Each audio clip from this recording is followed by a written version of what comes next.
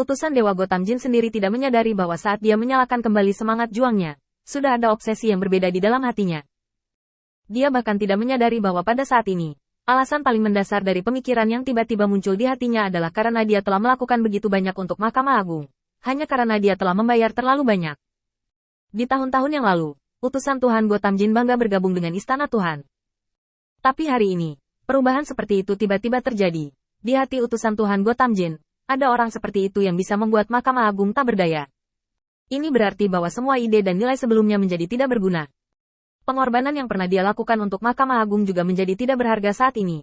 Menyangkal dedikasi jangka panjangnya kepada Mahkamah Agung. Dia gila, mencoba mencari tahu apa yang ada di dalamnya, untuk menemukan apa yang menjadi miliknya. Kehormatan itu. Dia bahkan harus peduli apakah dia bisa menekan Qin Yichen, dan sekarang dia terobsesi dengan itu. Tepat ketika Tuhan membuat Gotham Jin berpikir. Qin Yichen dan Athena, yang berdiri di samping, memang memiliki sedikit perubahan. Athena mengulurkan jarinya dan perlahan mulai menghitung. 1. Qin Yichen tiba-tiba menoleh dan menatap Athena dengan curiga. Apa? Athena tersenyum sedikit dan tidak menjawab pertanyaan Qin Yichen, tetapi matanya yang berbicara berkedip, jelas dengan sedikit cahaya dan keaktifan. 2. Qin Yichen mengerutkan kening. Saat berikutnya, Qin Yichen tiba-tiba teringat. Sebelumnya, ketika Athena membawakannya anggur, dia mengucapkan kalimat itu. Dia tidak akan terbunuh jika dia meminumnya. Pada saat itu, sarana yang ditinggalkan oleh Athena, cintamu akan mulai berperan. 3. Turun. Dengan kepulan, Qin Yichen mengikuti suara itu. Saya melihat bahwa Karsaladin telah jatuh langsung ke tanah, dan utusan Dewa Gotham Jin di samping memiliki wajah kaku, dan dia tidak tahu harus berbuat apa. Qin Yichen menelan ludah. Kau tidak akan membunuhku, kan?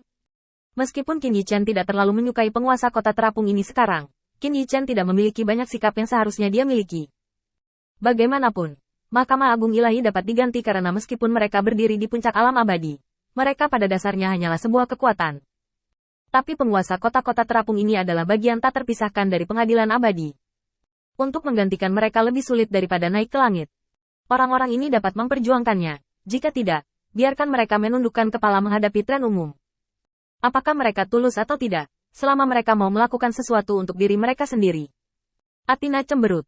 Bukankah aku mengatakan bahwa tidak akan ada korban jiwa, jadi kamu tidak percaya padaku? Qin Yichen melihat pemandangan di depannya dan tidak mengatakan apa-apa, hanya menghela nafas. Oke, tidak apa-apa jika kamu tidak membuat kekacauan. Sambil menghela nafas lagi, Qin Yichen menatap Athena. Bagaimana cara mengatasi hal ini? Berapa lama dia akan tidur? Athena tampak licik. Tentu saja aku membutuhkan penawarnya di tanganku. Jika tidak, aku mungkin akan tidur seperti ini sampai aku mati.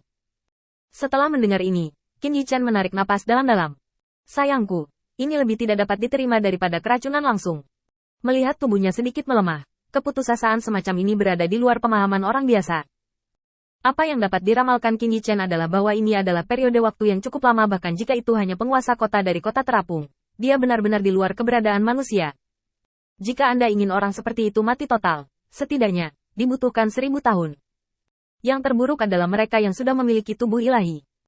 Mengandalkan aturan dunia, tubuh ilahi dapat memulihkan dirinya sedikit demi sedikit. Jika kecepatan penuaan tidak dapat mengimbangi kecepatan kematian fisik, itu akan menjadi siksaan abadi. Jika benda ini digunakan sendiri, Qin Yichen tidak bisa membayangkannya. Kamu tidak punya penawarnya sekarang? Beri aku beberapa. Meskipun sikap Karsaladin terhadap Qin Yichen tidak ramah, tetapi sekarang, karena dia adalah salah satu dari sedikit penguasa kota terapung yang memiliki kontak dengannya, suatu kali Karsaladin benar-benar mengalami kecelakaan di sini. Bagi Qin Yichen, itu adalah kerugian besar. Mahkamah Agung bahkan tidak perlu melakukan apa-apa, dan masalah pembunuhan Karsaladin karena kontradiksi akan menyebar jauh dan luas. Ini adalah berita yang sangat buruk bagi Qin Yichen, dan ini merupakan hambatan besar bagi rencananya untuk melarang Mahkamah Agung.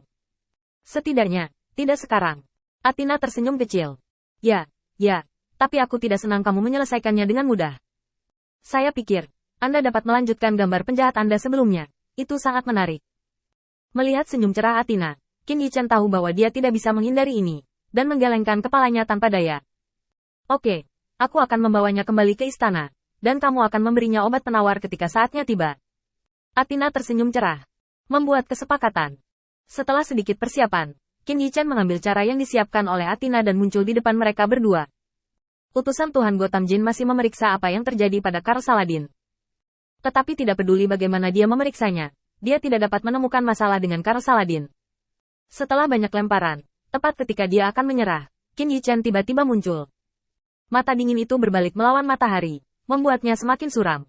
Ekspresinya tersembunyi dalam bayangan, bahkan lebih misterius.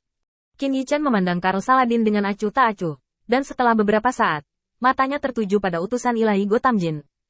Utusan Tuhan Gotham Jin ketakutan. Ini bukan tatapan biasa, sepertinya tatapan dari jurang neraka, yang membuat orang merasakan ledakan ketakutan yang tak bisa dijelaskan di dalam hati mereka. Bahkan jika Qin Yichen tidak melakukan apa-apa, utusan Dewa Gotham Jin bisa merasakan tekanan yang menakutkan. Seolah-olah tenggorokannya terkunci rapat, dan dia bisa mati kapan saja. Pada saat ini, utusan Dewa Gotham Jin akhirnya memahami ketakutan yang dikatakan Karl Saladin kepadanya sebelumnya. Ini bukan sesuatu yang bisa ditanggung oleh orang biasa. Terlebih lagi, tepat di depan utusan Tuhan Gotham Jin, sebuah contoh nyata ditempatkan di sini. Karl Saladin, yang telah menangis bersamanya sebelumnya, telah jatuh ke tanah pada saat ini, dan penampilan Qin Yichen jelas untuk melakukan apa yang telah dia lakukan sebelumnya. Kamu, apa yang kamu lakukan? Utusan Dewa Gotham Jin mengumpulkan keberaniannya, dan kemudian memarahi Qin Yichen.